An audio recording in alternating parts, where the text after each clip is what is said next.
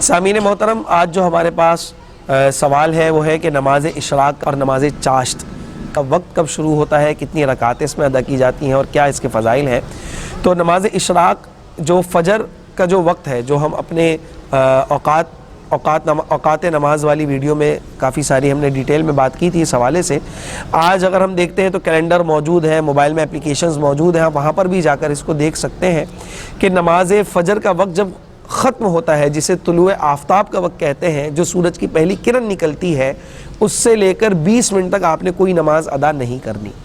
اب جیسے ہی یہ محتاط اندازہ ہے 20 منٹ، کسی جگہ پر کچھ اور وقت بھی ہو سکتا ہے، وہ کیلنڈر میں آپ دیکھ سکتے ہیں۔ تو یہ 20 منٹ کے بعد اب جو وقت ہے یہ نماز اشراق کا وقت شروع ہو گیا ہے، ابھی نماز چاشت کا وقت شروع نہیں ہوا۔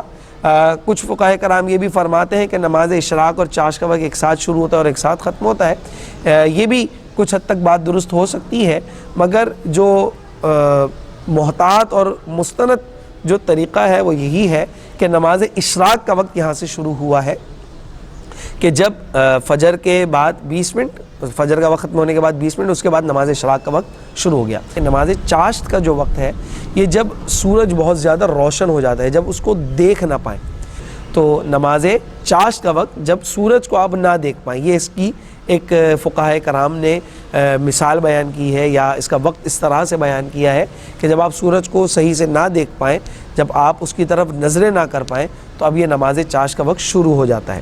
اور اس کا وقت ختم جبھی ہوگا جب ضحوہ کبریٰ کا وقت شروع ہو جاتا ہے، جب زوال کا وقت شروع ہو جاتا ہے، تو اس وقت جو نماز چاشت ہے یا اشراق ہے، ان کا وقت ختم ہو جاتا ہے۔ اب ظہر کا وقت جب شروع ہوگا تو بس ظہر کا وقت شروع ہو جائے گا۔ حالانکہ یہ نوافل ہیں اور اس کی کوئی قضا بھی نہیں ہے، اور نوافل کی کثرت کرنے والے کو ویسے ہی بہت سارے اس کے فضائل موجود ہیں۔ نماز چاشت کے حوالے سے بھی کافی سارے فضائل